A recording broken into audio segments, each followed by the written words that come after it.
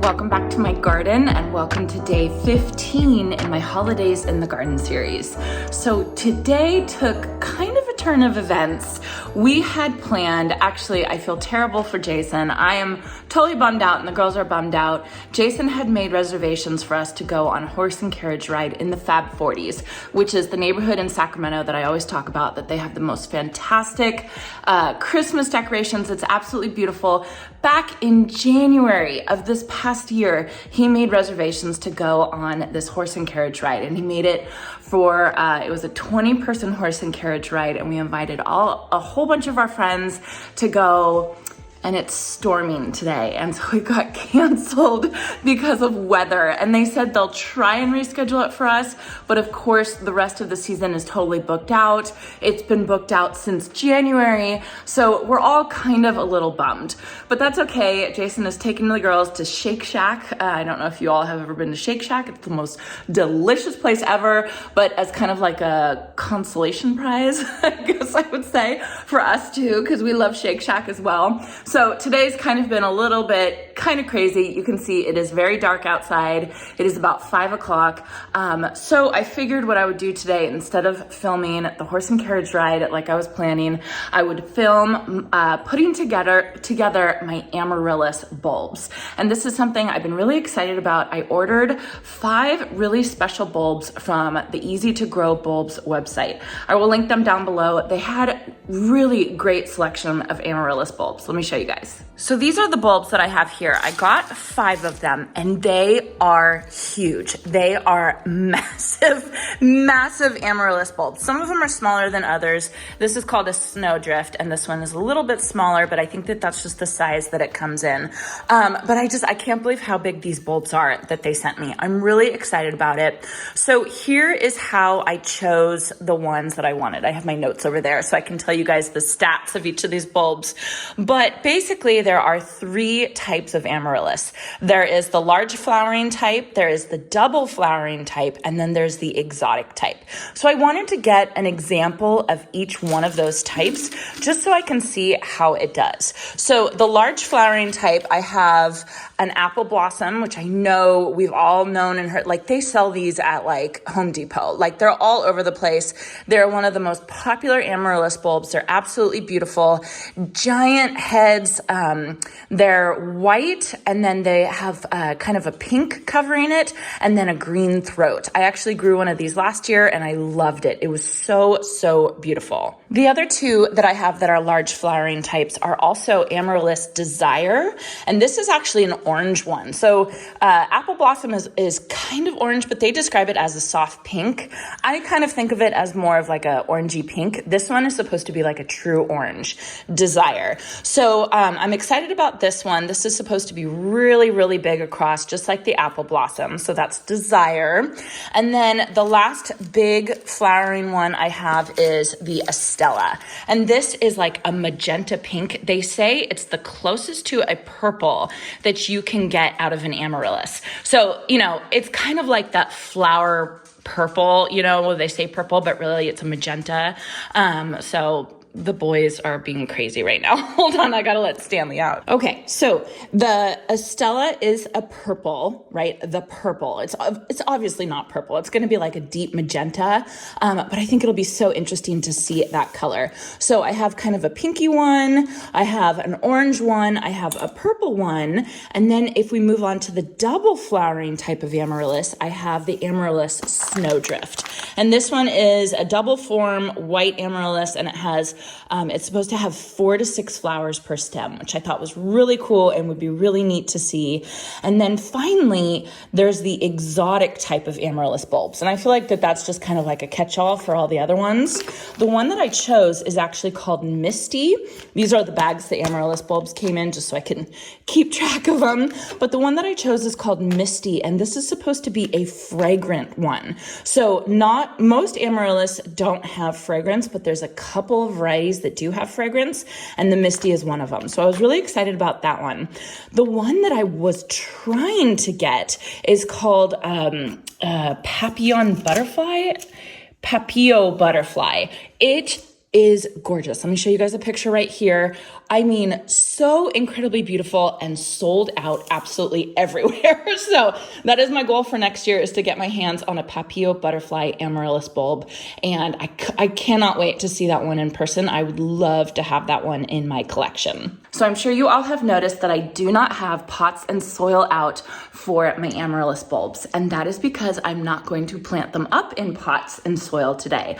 I am going to try growing amaryllis in water, which is, it's doable. It is definitely doable. It is something that lots of people do. They do say that amaryllis bulbs tend to not grow as well because the soil has nutrients and all that kind of stuff. But I want to try it because I was growing the paper whites. I'm doing the paper whites for my neighbor gifts in water and pebbles and stuff like that. And it's just so clean and it's just so nice. And I think it's just interesting. It's a different way to try it. So that's what I want to try with all my amaryllis bulbs this year, is I want to try growing them all in water.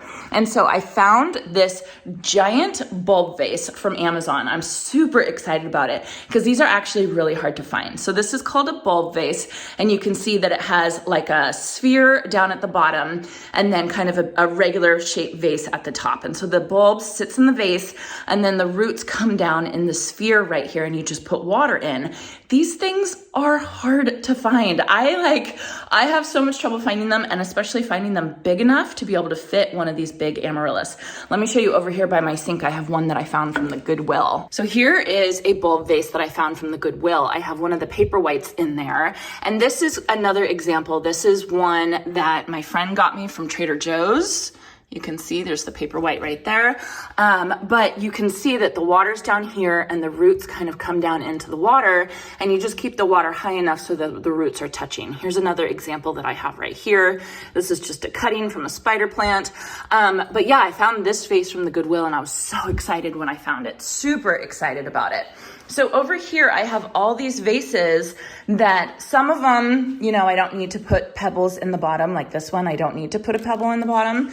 But I did go to my garden center and I got these deco rocks, and I'm going to put those in the bottom of these vases and then fill it with water. And that's how I'm going to grow my amaryllis this year. So they do say that amaryllis don't grow as well in water as they do in soil. So that's something to think about when you're making the decision whether you want to grow your amaryllis in soil, like regular pots, or whether you want to put it in water. Of course, soil has some nutrients in it and all that kind of stuff. So they're not going to grow as well, but they should still grow. This is going to kind of be like an experiment so I can see how it does. The other thing that I was thinking about is staking my amaryllis. Last year I had this really big white one. I don't remember the name of it, but it fell over because it was so tall and like top heavy. And that's a really common thing with amaryllis. So I think what I'm going to do is I'm actually going to like lash a stake to the stem and see how that works. Total experiment, you guys. I have no idea. It's just something fun. And I really like this clean look after doing the neighbor gifts. I just loved it so much. I wanted to try all these amaryllis bulbs in water. Okay, so I think what I'm first going to do, I'm going to rinse these deco rocks just to see if I can get some of the like the dust off of them. And then, it should be really easy, just kind of filling these up and then just nestling the amaryllis bulb in. When you grow them in water, you just want the roots and the very, very bottom of the amaryllis bulb touching the water. So literally like just to here, and that's it. If you do it too high, when you plant it in soil, you usually want to plant it about to here, just so that this part is up, right? Like where the green is, and up is outside. But when you do water, you want it to be even lower, just so the bulb doesn't rot. And then of course you want to keep the water there. Yeah, so that's all I'm going to do is I'm just going to fill each of these vases up. All of these I had before from just doing flower arrangements, except for this one, like I said, I found online. And so it should be pretty easy. And then my plan is just to put it over here because I think that would be so pretty.